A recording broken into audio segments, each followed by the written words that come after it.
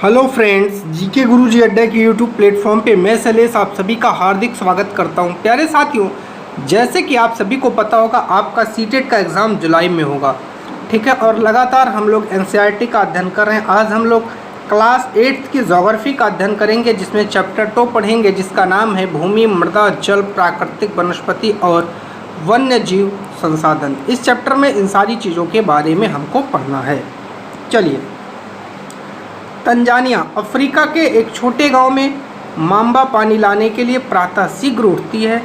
उसे बहुत दूर जाना पड़ता है और वह कुछ घंटों के बाद लौटती है। इसके उपरांत वह घर के कार्यों में अपने माँ का हाथ बटाती है, अपने भाइयों की बकरियों को देखभाल में मदद करती है। उसके पूरे परिवार के पास उनकी छोटी झोपड़ी के चारों ओर चट्टानी भूमि का एक भाग है। मांबा के पिता कठिन परिश्रम के बाद कुछ मक्का और सेम ही उगा सकते हैं, फिर भी यह उनके परिवार की साल भर के खाने के लिए पर्याप्त नहीं है।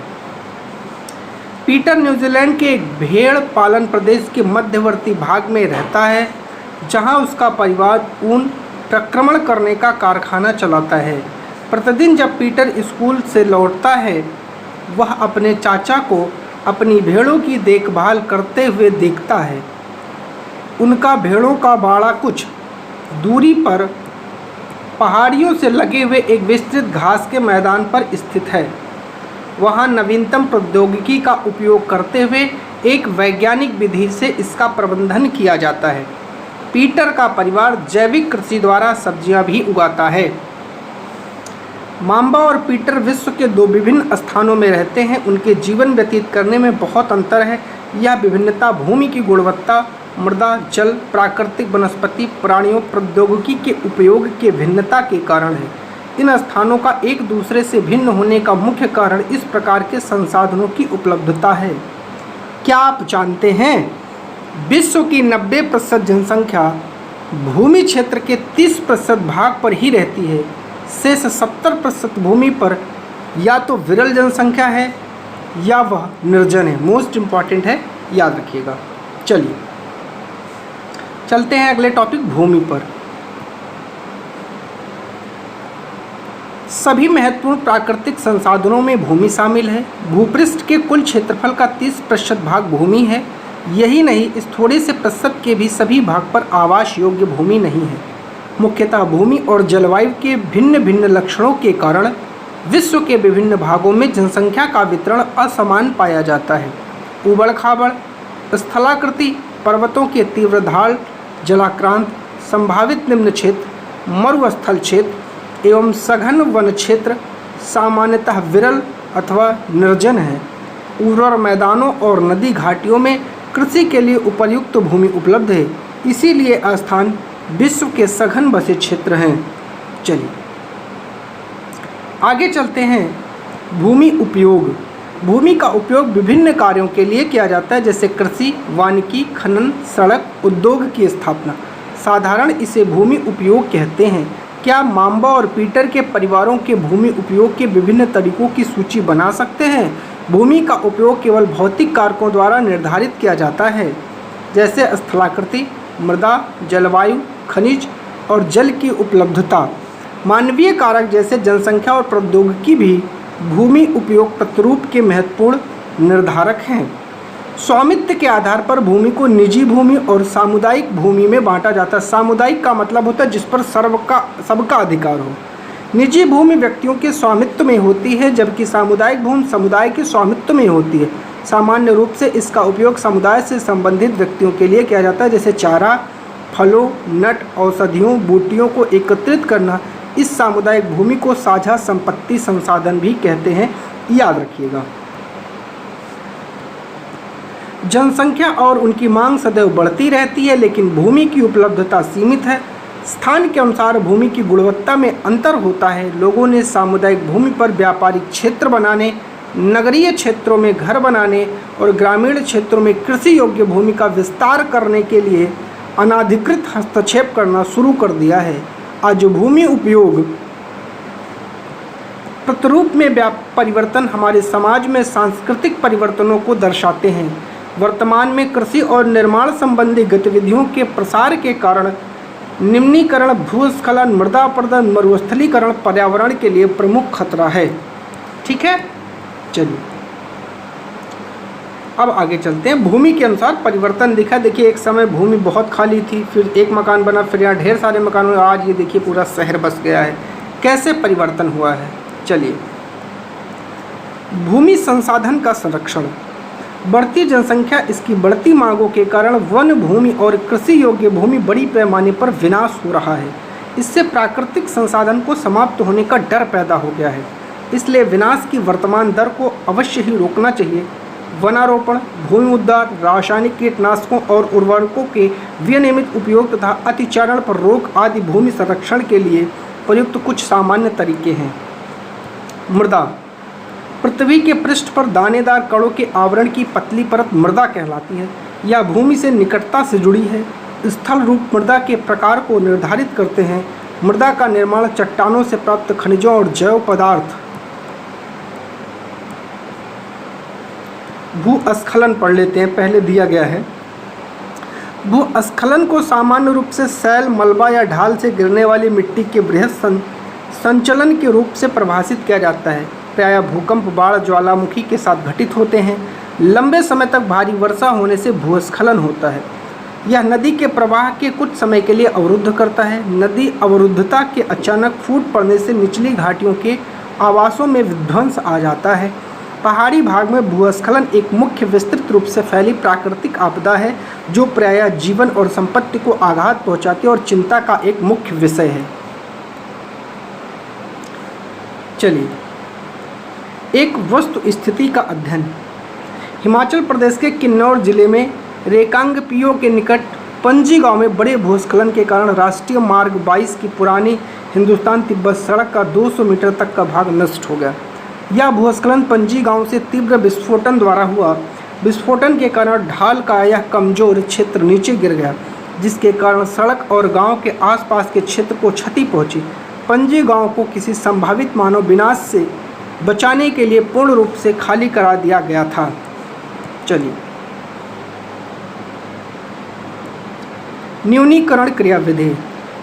वैज्ञानिक प्रविधियों के विकास से हमें समझने में शक्ति मिली। भूस्खलन उत्पन्न होने से कौन कौन से कारक हैं, का प्रबंधन कैसे करना है। कुछ प्रविधियां दी गई हैं। भूस्खलन प्रभावित क्षेत्र का मानचित्र बनाकर इसमें प्रभावित होने वाले स्थानों को इंगित करना। इस प्रकार इन क्षेत्रों को आवास बनाने के लिए छोड़ा जा सकता है। भूमि को खिसकने से बचाने के लिए प्रतिधारी दीवार का निर्माण। भूस्खलन को रोकने का सबसे प्रभावी तरीका वनस्पति आवरण में वृद्धि, सतही अपवाह तथा झरना प्रवाहों के साथ भूस्खलन की गतिशीलता को नियंत्रित करने के लिए पृष्ठीय अपवाह नियंत्रण उपाय कार्यान्वित किए गए हैं। चलिए, अब आगे आपको एक इमेज दिखाया गया है। ये हिस्सा है ह्यूमस वनस्पति के साथ ऊपरी मृदा, बीच का हिस्सा है बालूगाद क्ले के साथ उपमृदा, पीला वाला है अपक्षयी चट्टानी पदार्थ और नीचे है जनक चट्टानी। अपक्षय तापमान परिवर्तन, तुषार क्रिया, पौधों, प्राणियों और मनुष्य के क्रियाकलाप द्वारा अनावरित सेलों का टूटना और क्षय होना। चलिए, ऊपर जो लिखा था उसके आगे तथा भूमि पर पाए जाने वाले खनिजों से होता है। यह अपक्षय की प्रक्रिया के माध्यम से बनती है। खनिजों और जैव पदार्थों का सही मिश्रण मृदा को उपजाऊ बनाता है। क्या आप जानते हैं केवल 1 सेंटीमीटर मृदा को बनने में सैकड़ों वर्ष लग जाते हैं, याद रखिएगा। चलिए, मृदा का पिक्टोग्राफ। यह है मृदा। जलवायु, तापमान, वर्षा, अपक्षय, ह्यूमस निर्माण की दर को प्रभावित करते हैं। समय मृदा परिच्छेदिका की मोटाई को निश्चित करता है। वनस्पति जात, प्राणीजात, सूक्ष्मजीव ह्यूमस निर्माण की दर को प्रभावित करते हैं। उच्चावच, तुंगता, ढाल मृदा के संचय को निर्धारित करते हैं। जनक सेल रंग, गठन, रासायनिक गुणधर्म, खनिज मात्रा, पारगम्यता को निर्धारित करती है। ठीक है, मृदा से संबंधित कुछ चीज़ें हैं। चलिए, बात करते हैं आगे। भारत में जलोढ़, काली, लाल, लैटराइट, मरुस्थलीय और पर्वतीय प्रकार की जो है मृदाएं हो सकती हैं। ठीक है, इसको याद रखिएगा कौन कौन सी होती हैं। मृदा निर्माण के कारक। मृदा निर्माण के मुख्य कारक जनक सेल का स्वरूप जल वायविक कारक है। मृदा निर्माण के अन्य कारक स्थलाकृत जैव पदार्थों की भूमि और मृदा निर्माण के संगठन में लगा समय है। अलग अलग स्थानों में ये भिन्न भिन्न है। चलिए, मृदा का निम्नीकरण और संरक्षण के उपाय। मृदा अपरदन और क्षीणता मृदा संसाधन के लिए दो प्रमुख खतरे हैं। मानवीय और प्राकृतिक दोनों ही कारकों से मृदाओं का निम्नीकरण हो सकता है। मृदा के निम्नीकरण में सहायक कारक वनोन्मूलन, अतिचारण, रासायनिक उर्वरकों और कीटनाशकों का अत्यधिक उपयोग, वर्षा दोहन, भूस्खलन और बाढ़। मृदा संरक्षण की कुछ विधियां हैं। मल्च बनाना, पौधों के बीच अनावरित भूमि जैव पदार्थ जैसे प्रवाल से ढक दी जाती है, जिससे मृदा आर्द्रता रुक जाती है। ठीक है, मल्च बनाना है ये। वेदिका फार्म, समुच्च रेखीय जुताई। ठीक है, रक्षक मेखला। चलिए, वेदिका फार्म चौड़े समतल सोपान अथवा वेदिका तीव्र ढालों पर बनाए जाते हैं ताकि सपाट सतह फसल उगाने के लिए उपलब्ध हो। इससे पृष्ठीय प्रवाह और मृदा अपरदन कम होता है। समोच्च रेखीय जुताई एक पहाड़ी ढाल पर समोच्च रेखाओं के समानांतर जुताई से ढाल से नीचे बहते जल के लिए प्राकृतिक अवरोध का निर्माण करती है। रक्षक मेखलाएं तटीय प्रदेश और शुष्क प्रदेशों में पवन गति रोकने के लिए वृक्ष कतारों में लगाए जाते हैं ताकि मृदा आवरण को बचाया जा सके। चलिए, समोच्च रेखीय रेधिकाएं। समोच्च रेखाओं पर रेधिकाएं बनाने के लिए पत्थर, घास, मृदा का उपयोग किया जाता है। रेधिकाओं के सामने जल एकत्र करने के लिए खाइयां बनाई जाती हैं। ये आपको दिया गया है क्रियाकलाप। आगे है चट्टान बांध। यह जल के प्रवाह को कम करने के लिए बनाए जाते हैं। यह नालियों की रक्षा और मृदा क्षति को रोकते हैं। बीज की फसल उगाना। वर्षा दोहन से मृदा को सुरक्षित रखने के लिए अलग अलग समय पर भिन्न भिन्न एकांतर जो है कतारों में उगाई जाती हैं फसलें। क्या आप जानते हैं वर्ष 1975 में मानव उपयोग के लिए जल की खपत 3850 घन किलोमीटर प्रति वर्ष थी, जो वर्ष 2000 में बढ़कर 6000 घन किलोमीटर प्रति वर्ष से भी अधिक हो गई है। चलिए, अब चलते हैं जल पर। एक टॉपिक और समझ लीजिए। कह रहा है एक टपकता नल एक वर्ष में 1200 लीटर जल व्यर्थ करता है। आपसे क्वेश्चन बना करके पूछा जा सकता है, याद रखिएगा। जल एक महत्वपूर्ण नवीकरणीय प्राकृतिक संसाधन है। भूपृष्ठ का 3/4 भाग जल से ढका है, इसलिए इसे जलग्रह कहना उपयुक्त है। लगभग 3.5 अरब वर्ष पहले जीवन आदि महासागरों में प्रारंभ हुआ। यद्यपि आज भी महासागर पृथ्वी की सतह से 2/3 भाग को ढके हुए हैं और विविध प्रकार के पौधों और जंतुओं की मदद करते हैं। महासागरों का जल लवणीय है और मानवीय उपयोग के लिए उपयुक्त नहीं है। अलवण जल केवल 2.7% है। अब ये पूछा जा सकता है कितना प्रतिशत है। इसका लगभग 70% भाग बर्फ और चादरों और हिमानियों के रूप में अंटार्कटिका, ग्रीनलैंड और पर्वतीय प्रदेशों में पाया जाता है। अपनी स्थिति के कारण मनुष्य की पहुंच के बाहर केवल 1% अलवण जल उपलब्ध है और वह मानव का उपयोग के लिए उपयुक्त है। यह भौमजल नदियों, झीलों में पृष्ठीय जल के रूप में, वायुमंडल में जल वाष्प के रूप में विद्यमान है। चलिए, कुछ क्रियाकलाप आपको दिया है, इस देख लीजिए। औसतन एक भारतीय नागरिक प्रतिदिन 150 लीटर जल का उपयोग करता है। आपसे ये क्वेश्चन बना करके पूछा जा सकता है। इसीलिए अब देखिए कितना क्या करता है, ये भी आपसे पूछा जा सकता है, याद रखिएगा। पीने में लगभग 3, खाना बनाने में 4 लीटर, नहाने में 20, शौचालय फ्लशिंग में 40, वस्त्र धोने में 40, बर्तन धोने में 20, बागवानी में 23। इस तरह आप इसको 150 कर सकते हैं। इसलिए अलवणीय जल पृथ्वी का सबसे अधिक मूल्यवान पदार्थ है। पृथ्वी पर जल ना बढ़ाया जा सकता है और ना घटाया जा सकता है, इसीलिए इसकी कुल मात्रा स्थिर रहती है। इसकी प्रचुरता में विविधता प्रतीत होती है क्योंकि यह वाष्पीकरण, वर्षण, वाह की प्रक्रिया द्वारा महासागरों, वायु, भूमि और पुनः महासागरों में चक्रण द्वारा नियंत्रण गतिशील है। जैसा कि आप जानते हैं कि इसे जल चक्र कहते हैं। मनुष्य जल की बड़ी मात्रा का उपयोग न केवल पीने और धुलाई में करता है, वरन उत्पादन प्रक्रिया में भी करता है। जल कृषि उद्योग तथा बांधों के जलाशयों के माध्यम से विद्युत उत्पादन करने में भी इसका प्रयोग किया जाता है। जल स्रोतों के सूखने अथवा जल प्रदूषण के कारण अलवणीय जल की आपूर्ति की कमी के मुख्य कारक बढ़ती जनसंख्या, भोजन, नकदी फसलों की बढ़ती मांग, बढ़ता नगरीकरण और बेहतर होता जीवन स्तर है। क्या आप जानते हैं जल बाजार के बारे में सुना है? सौराष्ट्र प्रदेश में 1.5 लाख जनसंख्या वाला अमरेली शहर पास के तालुओं से पानी खरीदने के लिए पूर्णतः निर्भर है। जल उपलब्धता की समस्याएं। विश्व के कई प्रदेशों में जल की कमी है। अधिकांश अफ्रीका, पश्चिमी एशिया, दक्षिणी एशिया, पश्चिमी संयुक्त राज्य अमेरिका के भाग, उत्तर पश्चिम मैक्सिको, दक्षिण अमेरिका के भाग और संपूर्ण ऑस्ट्रेलिया अलवणीय जल की आपूर्ति की कमी का सामना कर रहा है। ये देश ऐसे जलवायु प्रदेशों में स्थित हैं जहाँ अक्सर सूखा पड़ता है, उनमें जलभाव की अधिक समस्या बनी रहती है।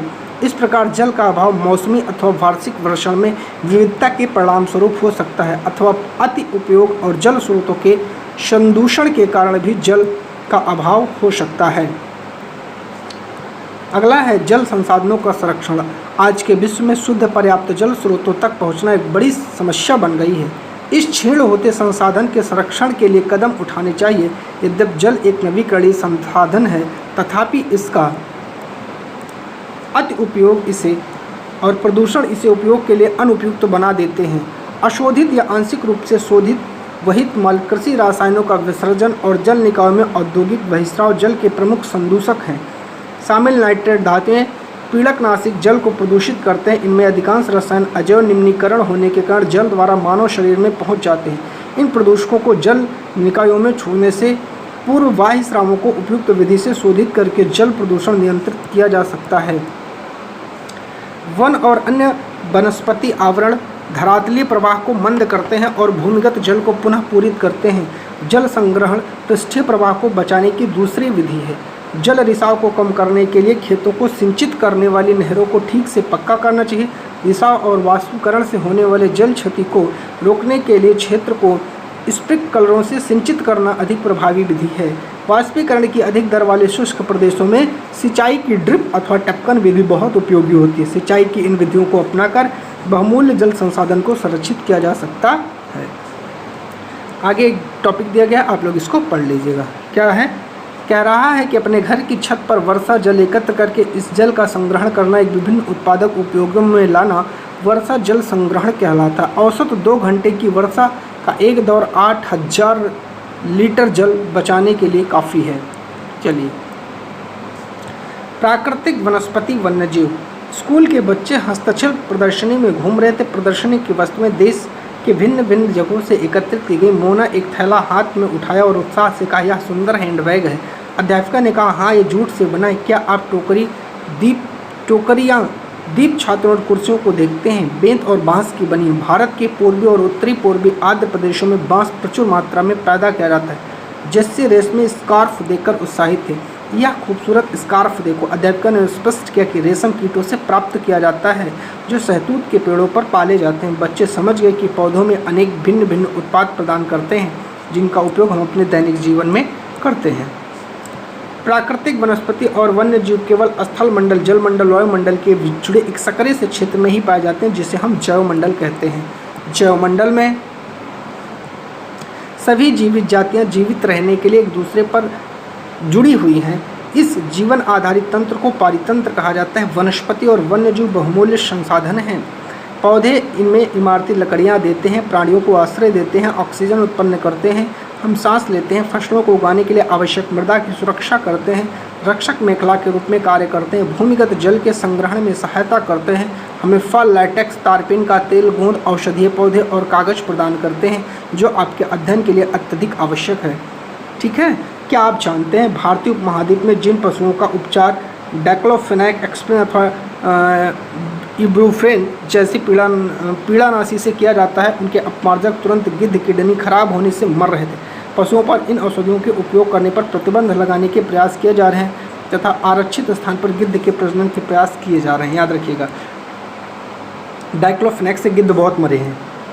आगे कह रहा है कि वन्य जीव के अंतर्गत जंतु, पक्षी, कीट, जलीय जीव आते हैं। इनमें दूध, मांस, खाल, ऊन प्राप्त करते हैं। ठीक है। कीट जैसे मधुमक्खी हमें शहद देती है, फूलों के परागण में मदद करती है, पारितंत्र में अपघटक के रूप में एक महत्वपूर्ण भूमिका निभाती है। चिड़िया अपने भोजन के लिए कीटों पर निर्भर है और अपघटकों के रूप में कार्य करती है। गिद्ध मृत जीव जंतुओं को खाने के लिए एक अपमार्जक है और पर्यावरण का एक महत्वपूर्ण शोधक समझा जाता है। इसीलिए प्राणी चाहे कितने बड़े हों अथवा छोटे, सभी पारितंत्र के संतुलन को बनाए रखने में अनिवार्य हैं। प्राकृतिक वनस्पति का वितरण। कह रहा वनस्पति की वृद्धि मुख्य रूप से तापमान और आर्द्रता पर निर्भर करती है। मोस्ट इम्पॉर्टेंट है। विश्व की वनस्पति के मुख्य प्रकारों को 4 वर्गों में बांटा जा सकता है, जैसे वन, घास, स्थल, गुल्म और टुंड्रा। चलिए आगे चलते हैं। कह रहा भारी वर्षा वाले क्षेत्रों में विशाल वृक्ष उग सकते हैं। इस प्रकार वन प्रचुर जल आपूर्ति वाले क्षेत्रों में ही पाए जाते हैं, जैसे जैसे आर्द्रता कम होती वैसे वैसे वृक्षों का आकार और उनकी सघनता कम हो जाती है। सामान्य वर्षा वाले क्षेत्रों में छोटे आकार वृक्ष और घास उगते जिससे विश्व के घास स्थलों का निर्माण होता है। कम वर्षा वाले शुष्क प्रदेशों में कटीली झाड़ियों में गुल्म उगते हैं। इस प्रकार के क्षेत्रों में पौधों की जड़ें गहरी होती हैं। वाष्पोत्सर्जन से होने वाली आर्द्रता की हानि को घटाने के लिए इन पेड़ों की पत्तियां कांटेदार और मोमी सतह वाली होती हैं। शीत ध्रुवीय प्रदेशों को टुंड्रा वनस्पति और मास और लाइकेन सम्मिलित है। पिछली दो शताब्दियों में विश्व में जितने लोग थे इस समय उनमें कहीं अधिक लोग हैं। बढ़ती जनसंख्या के पोषण के लिए फसलों को उगाने के लिए वनों के विशाल क्षेत्रों से वृक्ष काट दिए गए। विश्व भर में वनों का आवरण तेजी से समाप्त हो रहा है। इस बहुमूल्य संसाधन को संरक्षण की तुरंत आवश्यकता है। प्राकृतिक वनस्पति और वन्य जीव का संरक्षण। वन हमारी संपदा हैं। पौधे जंतुओं को आश्रय प्रदान करते हैं, साथ ही पारितंत्र को भी अनुरक्षित करते हैं। जलवायु में परिवर्तन और मानव हस्तक्षेप के कारण पौधे और जंतुओं के प्राकृतिक आवास नष्ट हो सकते हैं। बहुत सी जातियां असुरक्षित अथवा संकटापन्न हैं, कुछ लुप्त होने के कगार पर हैं। वनोन्मूलन, मृदा अपरदन, निर्माण कार्य, दावानल और भूस्खलन में से कुछ मानव अप्राकृतिक कार्य हैं जो मिलकर इन महत्वपूर्ण प्राकृतिक संसाधनों को लुप्त होने की प्रक्रिया को बढ़ावा देते हैं। आज की मुख्य चिंताओं में से एक अनाधिकार शिकार करने की संख्या का बढ़ना है। इनमें कुछ खास प्रजातियों की संख्या है में तेजी से कमी आई है। पशु खाल, चमड़ा, नाखून, दांत और पंखों के साथ साथ सींगों एकत्रीकरण और गैर कानूनी व्यापार के लिए जंतुओं का अनाधिकार शिकार किया गया। इनमें से कुछ जंतु चीता, शेर, हाथी, ब्लैक बक, मगरमच्छ, दरियाई घोड़ा, हिम तेंदुआ, शुतुरमुर्ग और मोर हैं। इनका संरक्षण जागरूकता बढ़ाकर किया जा सकता है। राष्ट्रीय उद्यान, वन्यजीव अभ्यारण्य, जैवमंडल निश्चय हमारी प्राकृतिक संपत्ति और वन्यजीव को सुरक्षित रखने के लिए बनाए जाते हैं। सक्रिय घाटियों, झीलों और आद्य भूमि का संरक्षण मूल्यवान संसाधन नष्ट होने से बचाने के लिए बहुत ज़्यादा आवश्यक है। अर्थात हमें इनका क्या करना है, हमें इनका जो है बचाना है, इनको बचाना है। आगे कह रहा है, यदि प्रजातियों की सापेक्ष संख्या को भंग न किया जाए तो पर्यावरण संतुलन बना रहता है। विश्व के अनेक भागों में मनुष्य ने अपने क्रियाकलापों से अनेक प्रजातियों की प्राकृतिक आवासों में उथल पुथल कर दी। अनेक पक्षियों और जीव जंतुओं के अंधाधुंध शिकार के कारण या तो विलुप्त हो गए या विलुप्त होने के कगार पर हैं। प्रादेशिक और सामुदायिक स्तर पर जागरूकता कार्यक्रम जैसे सामाजिक वानिकी वन महोत्सव प्रोत्साहित करना चाहिए। स्कूल के बच्चों को पक्षी देखने प्राकृतिक कैंपों में जाने के लिए प्रोत्साहित करना चाहिए ताकि ये विविध जातियों के निवास का अवलोकन कर सकें। राष्ट्रीय उद्यान वर्तमान और भविष्य की पीढ़ी के लिए एक या एक से अधिक पारितंत्रों की पारिस्थितिक एकता की रक्षा के लिए नामित किया गया प्राकृतिक क्षेत्र कहलाता है पारितंत्र। बहुत से देश पक्षियों और पशुओं को मारने और उनके व्यापार करने के विरुद्ध है। भारत में शेर, चीतों, हिरणों, भारतीय सारंग और मोर को मारना अवैध है।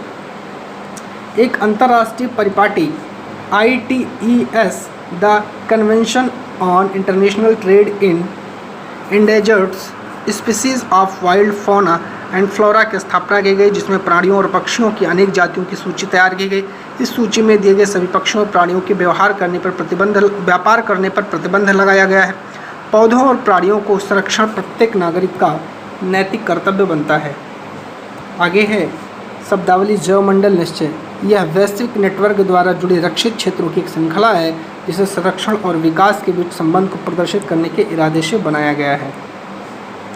क्या आप जानते हैं CITES the convention of international trade in endangered species of wild fauna and flora सरकारों के बीच अंतर्राष्ट्रीय समझौता है। इसका उद्देश्य यह सुनिश्चित करना है कि वन्य प्राणियों एवं पौधों के नमूनों के अंतर्राष्ट्रीय व्यापार से उनके जीवन को कोई खतरा नहीं। मोटे तौर पर पशुओं की 5000 जातियों और पौधों की 28,000 जातियाँ रक्षित की गई हैं। भालू, डॉल्फिन, कैक्टस, प्रबाल, ऑर्किड और एलो इसके कुछ उदाहरण भी हैं। आज के लिए आपका ये टॉपिक यहीं पर समाप्त होता है। वीडियो अच्छी लगी तो चैनल को सब्सक्राइब कर लीजिएगा, वीडियो को लाइक करिएगा और दोस्तों तक शेयर करिएगा। बहुत बहुत धन्यवाद।